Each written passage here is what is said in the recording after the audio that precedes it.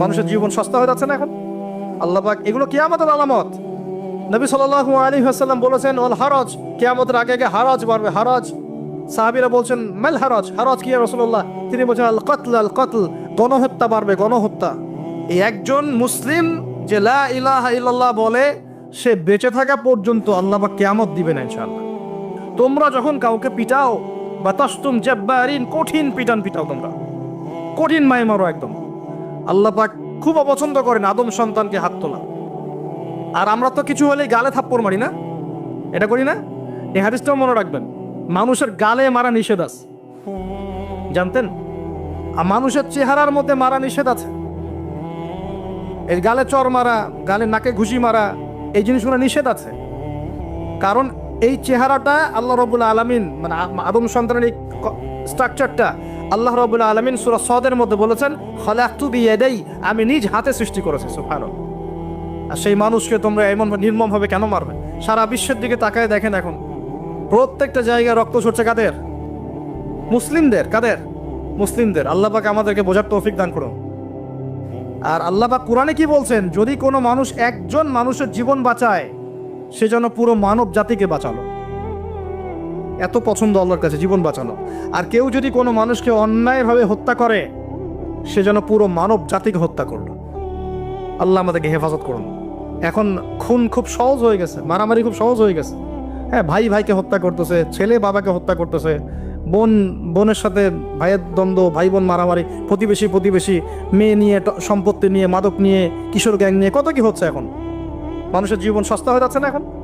আল্লাহ পাক এগুলো কিয়ামতের আলামত। নবী সাল্লাল্লাহু আলাইহি ওয়াসাল্লাম বলেছেন ওয়াল হারাজ, কিয়ামতের আগে আগে হারাজ বাড়বে, হারাজ।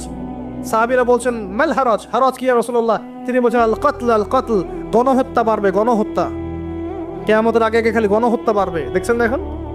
সারা বিশ্বের দিকে তাকায় দেখেন। যাই হোক, এই আদ এবং সামুদ জাতিকে আল্লাহ পাক ধ্বংস করলেন। এখন সামুদ জাতিকে ধ্বংস করলেন কেন? অহংকারের কারণে, কুফর শিরকের কারণে এবং মানুষকে পিটানোর কারণে। আল্লাহ বলছেন ওদেরকে ধ্বংস করেছি কি দিয়ে?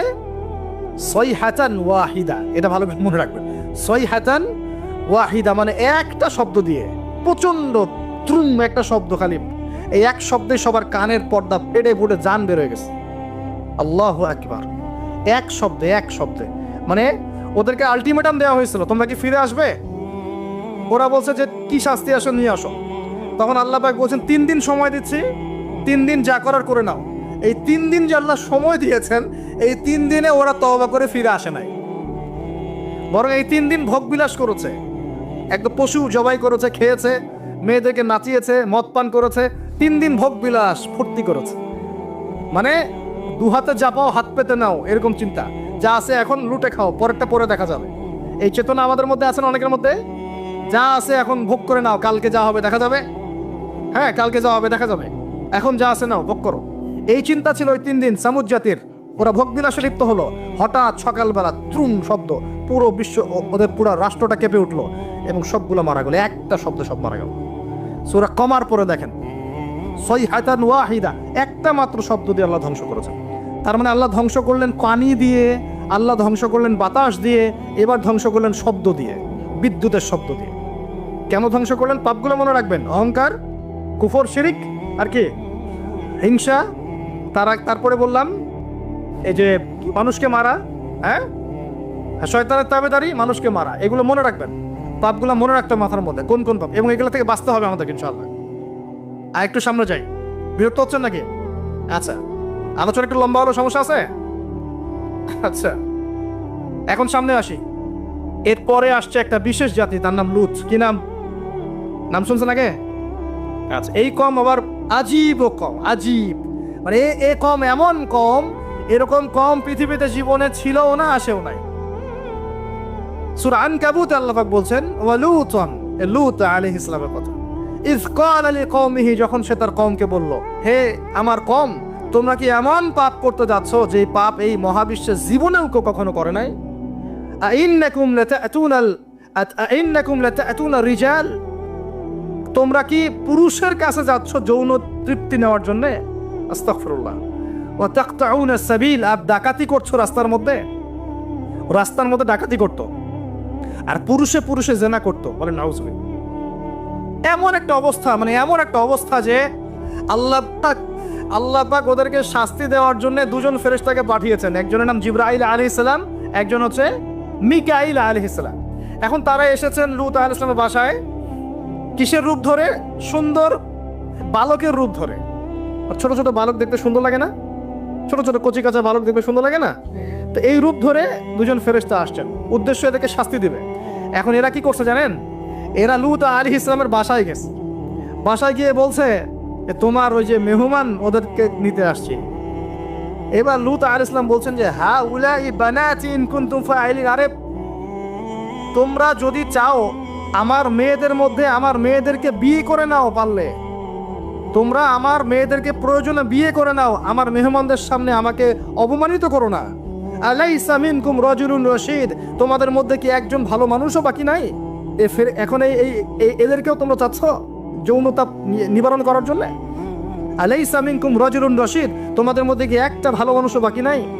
তখন এরা বলছে, লূত আলাইহিস সালাম কওম বলছে যে তুমি তো খুব ভালো করেই জানো, ওয়াইন্নাকা লাতা'লামু মা নুরিদ, তুমি তো খুব ভালো করেই জানো যে আমরা আসলে কি চাচ্ছি। তোমার মেয়েদের ব্যাপারে আমাদের কোনো আগ্রহ নাই, তোমার মেয়েদের ব্যাপারে আমাদের কোনো আগ্রহ নাই, আমরা এই ছেলেগুলোকে চাচ্ছি। নাউযুবিল্লাহ। চিন্তা করতে পারেন? এবার ফেরেশতা দুজন বলছেন যে লূত তুমি চিন্তা করো না, তারা তোমার কাছে আসতে পারবে না। তাদেরকে ইন্নামা উইদাহুমুস সুবহ, তাদেরকে সকাল পর্যন্ত সময় দেয়া হয়েছে। আলাইসা সুবহু বিকরিব, সকাল কি কাছে নয়? আল্লাহ বলছেন। সকালবেলা লূত আলাইহিস সালাম তার পরিবারকে নিয়ে বেরিয়ে গেলেন, কিন্তু তার স্ত্রী সে কিন্তু কাফের ছিল, সে ধ্বংস হয়ে গেল। লূত আলাইহিস সালাম চলে যাচ্ছেন, ফেরেশতারা বলছেন ফিরেও তাকাবে না পিছনে, কি হচ্ছে। এবার আল্লাহ পাক এমন শাস্তি দিলেন, দেখেন এই যে জমিনটা, এই জমিনটাকে আল্লাহ পাক ওই ফেরেশতাদের পাখা দিয়ে উঠিয়ে আসমানে ওঠালেন। চিন্তা করেন, জমিন উঠে গেছে কোথায়? আসমানে। উঠিয়ে আল্লাহ পাক আসমান থেকে অঝোর ধারায় পাথর বর্ষণ করেছেন। পাথর বর্ষণ করে ওদের গা সব থেতলে দিয়ে আল্লাহ পাক উল্টা দিকে দাফন করে দিয়েছেন এদেরকে। আল্লাহু আকবার। এটা আপনি ইন্টারনেট সার্চ করলেও দেখতে পারবেন যে জর্ডান একটা জায়গা আছে, জর্ডানের আশপাশে এ কওমে লূত থাকতো। ডেড সি, মৃত সাগর নামে একটা জায়গা আছে ওখানে, ওই জায়গাতেই তারা বসবাস করত, আরবের কাছাকাছি। আল্লাহ পাক বলছেন তোমরা তো দেখতে পারো ওদের অবস্থা কি হয়েছে, তোমাদের কাছেই আছে, বাড়ির কাছেই। কেন হলো এই পাপ?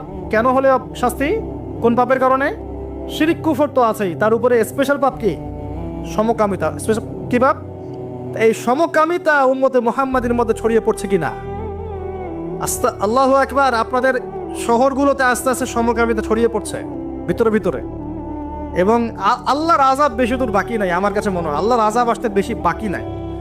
আসার মতো যোগ্য আমরা আগেই হয়েছি, এখন যেটা টিকে আছে আল্লাহর রহমতে টিকে আছে। যদি আল্লাহ পাক কোনোদিন যাররা পরিমাণ শাস্তি প্রদান করতে চান, তাহলে আমাদের কারো রক্ষা থাকবে না। থাকবে? সমকামিতা ছড়িয়ে পড়ছে, সারা বিশ্ব জুড়ে ছড়িয়ে পড়ছে। অনলাইনে এগুলোকে উস্কে দেওয়া হচ্ছে, অফলাইনে এগুলো নিয়ে আন্দোলন হচ্ছে। তারা এখন অধিকার চাচ্ছে, তাদের রেইনবো ফ্ল্যাগ আছে, 7 রঙের ফ্ল্যাগ ওদের আইডেন্টিটি। তারপরে বিভিন্ন জায়গায় সমকামিতার পাঠও দেওয়া হচ্ছে। সুবহানাল্লাহ। হ্যাঁ, বইপত্রগুলো তো সমকামিতার পাঠও চলে আসতেছে। মানে এগুলোকে বাক স্বাধীনতা বলা হচ্ছে এখন। না, এটা বাক না, বলে ব্যক্তি স্বাধীনতা। কি বলে? ব্যক্তি স্বাধীনতা। আস্তাগফিরুল্লাহ। তো দেখুন, এটা এমন পাপ যে পাপ সম্পর্কে নবীজি সতর্ক করেছিলেন। তিনি বলেছিলেন যে আমার উম্মতের উপরে আমি যে কয়েকটা পাপের ব্যাপারে বেশি ভয় পাই, তার একটা হচ্ছে শিরকের পাপ। আমার উম্মত মূর্তি পূজা করবে, আমি ভয় পাই তাদের উপরে শিরকে খফি, গোপন শিরকের পাপ, যে মানুষ এজন্য নামাজ পড়বে, অন্য তাকে ভালো বলবে, এজন্য আমি ভয় পাই। আমার উম্মতের সমকামিতা, আমার উম্মতের সমকামিতা ছড়িয়ে পড়বে। পড়েছে কি পড়ে নাই? শাস্তি আসবে কি না এখন? তাহলে আরো সামনে যান। ফেরাউন এবং তার দলবলকে আল্লাহ পাক ডুবিয়ে মারেছেন না? কি পাপের কারণে?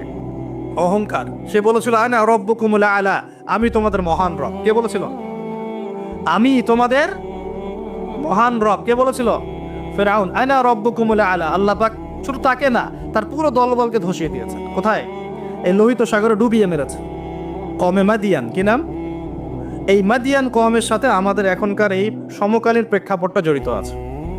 কওমে মাদিয়ান নামে একটা কওম ছিল, যে কওম আদ জাতি সামুদ জাতির পরে এসেছে।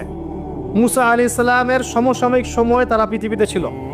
এবং এই মাদিয়ান কওম সম্পর্কে আল্লাহ পাক বলছেন সূরা আনকাবুতে এবং অন্যান্য সূরায় 4টা আয়াত বলছেন।